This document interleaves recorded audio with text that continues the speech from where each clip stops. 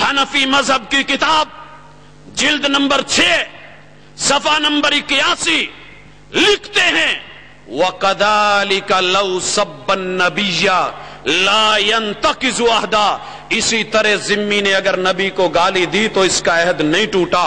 الہدایہ پہلی جلد صفحہ 404 لکھا ہے من امتنع من الجزیہ او قتل مسلما او سب النبی صلی اللہ علیہ وسلم او زنا بمسلمہ لم ينتقض عہدا، کہ وہ ذمی جو جزیہ نہیں دیتا، مسلمان کو قتل کر دیتا ہے، مسلمان عورت سے زنا کرتا ہے، حتیٰ کہ وقت کے امام الانبیاء محمد رسول اللہ کو گالی دیتا ہے، تو اس کا عہد نہیں ٹوٹا۔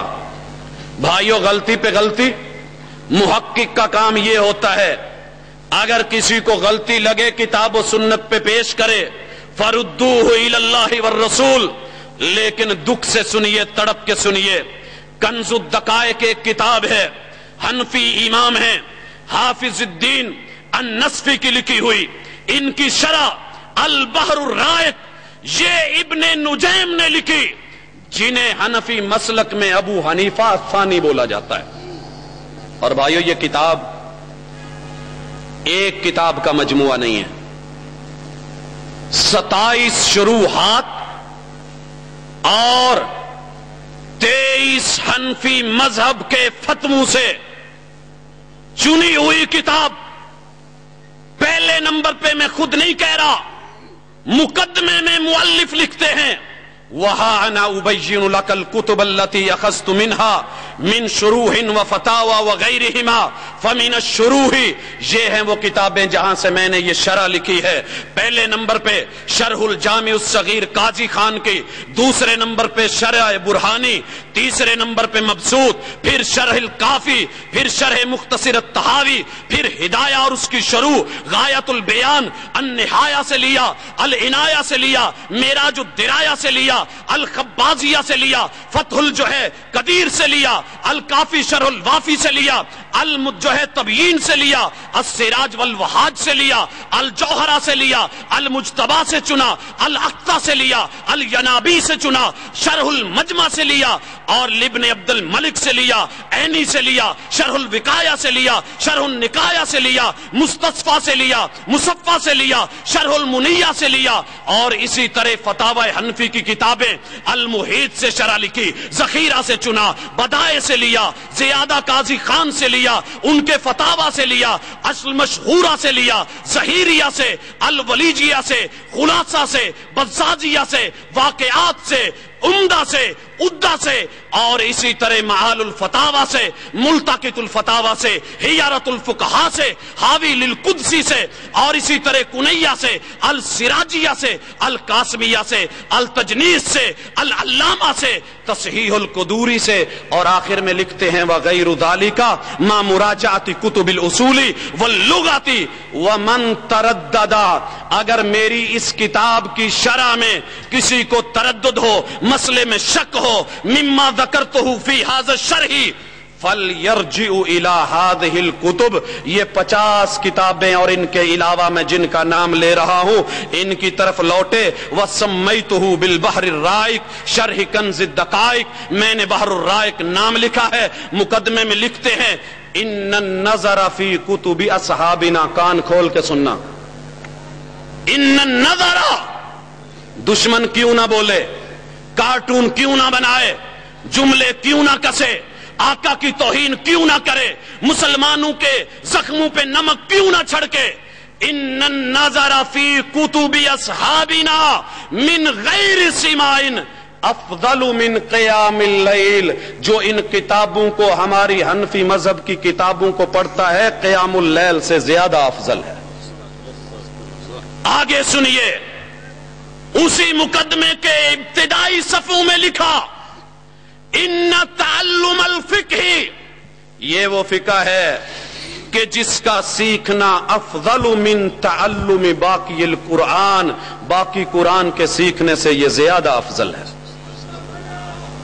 آگے سنیے، دشمن کو کیا مواد ملا، نوٹ کرو، حوالہ لکھو، جذبات نہیں، کتاب السیر ہے البحر الرائق کے اندر، کتاب السیر میں فصل فی الجزیہ، جزیے کی فصل میں کنز الدقائق والے کا قول لکھتے ہیں، وَقَوْلُهُ وَلَا يَنْتَقِزُ عَهْدَهُ بِالْإِبَاءِ عَنِ الْجِزْيَةِ وَالزِّنَا بِمُسْلِمَةٍ وَقَتْلِ مُسْلِمٍ وَسَبِّ النَّبِيِّ صلی اللہ علیہ وسلم۔ اگر کوئی ذمہ یہ کام کرتا ہے، آقا کو گالی بھی دیتا ہے، اس کا ذمہ نہیں ٹوٹتا۔ پھر محاکمہ کرتے ہیں سارے مسالک کا ذکر کر کے، آخر میں سننے والی بات سنو، افسوس تف برا ہو اس چیز کا۔ کیا لکھا؟ نعم، بولو بھائیو کیا لکھا؟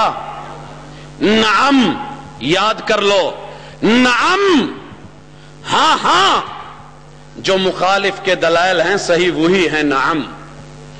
نفس المومن، مومن کا نفس تمیل الی قول المخالف، وہ اسی طرف جاتا ہے جو مخالف کا قول ہے، جو امام شافعی کا، جو امام احمد کا، جو امام مالک کا قول ہے۔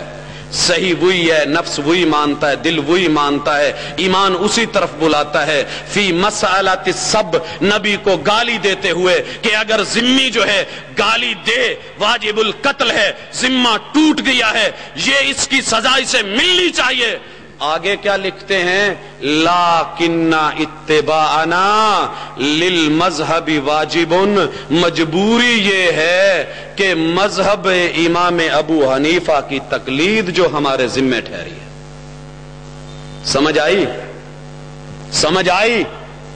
اب ہم جلوس نکال کے کہیں گے سلمان رشدی کو پکڑو، تسلیمہ نسرین کو سزا دیجئے، محبوب کی گستاخی ہوئی ہے، وہ کہیں گے تم تو سلمان کی بات کرتے ہو، تم ہمارے کسی ایڈیٹر کو بھی جو ہے ایسے نہیں کر سکتے، تمہاری کتابوں میں لکھا ہوا ہے لیکن اتباعنا للمذہب واجب۔ حضرات یہ چیز آج رات کے اندھیرے میں بھی جا کے دیکھی جا سکتی ہے۔ ملت حنفیہ کا دوسرا گروہ شیخ ابن عابدین، وہ اس موقف سے لوٹ گئے، اور یہی مسلمان کا حق ہے۔ اگر امام سے غلطی ہو جائے، غلطی پہ غلطی نہیں کرنی، مکھی پہ مکھی نہیں مارنی، دلائل کے مقابلے میں جو ہے یہ تقلید کو نہیں لانا، کتاب و سنت کے مقابلے میں، ایمان کے مقابلے میں یوں جمود جامد نہیں بننا ہے۔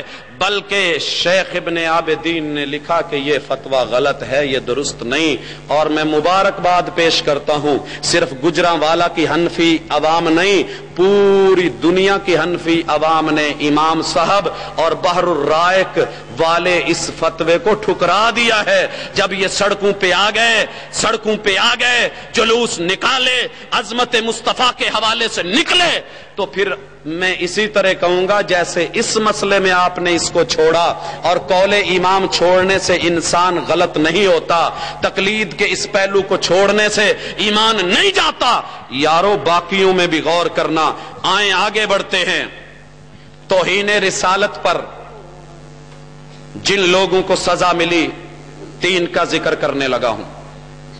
یہ سزا کب ملے گی؟ جب سزا دینے کا عقیدہ ہوگا۔ پہلے سزا کیوں نہیں ذکر کی؟ پہلے عقیدہ ہے، پھر عمل ہے۔ ابو داود اور نسائی کی ابن عباس سے روایت رضی اللہ تعالی عنہما، ایک صحابی ہے، نبینا ہے، وہ آنکھوں والو، نبینا صحابی، گھر میں لونڈی، 2 بچوں کی ماں، ام الولد، اکیلی سنبھالنے والی کوئی اور نہیں، محبوب کے بارے میں زبان کھولی، غیرت ایمانی جوش میں آئی، خنجر پکڑا، پیٹ پہ بیٹھا، چھرے کو گھونپا اور ختم کر کے محمد الرسول اللہ صلی اللہ علیہ وسلم کے پاس آ گیا۔ کہا محبوب آپ کے بارے میں زبان کھولتی تھی، برا بھلا کہتی تھی، میری غیرت ایمانی نے گوارا نہیں کیا۔ رسول اللہ صلی اللہ علیہ وسلم نے اس بد نصیب عورت کے دم کو حدر قرار دے دیا۔ دوسری بات، جن لوگوں نے حج کیا ہے، عمرہ کیا ہے، مدینہ شریف گئے ہیں، قباء سے تھوڑا آگے آج بھی عبرت کا نشان وہ کعب بن اشرف یہودی کا قلعہ کھڑا ہوا ہے۔ نشان باقی ہیں۔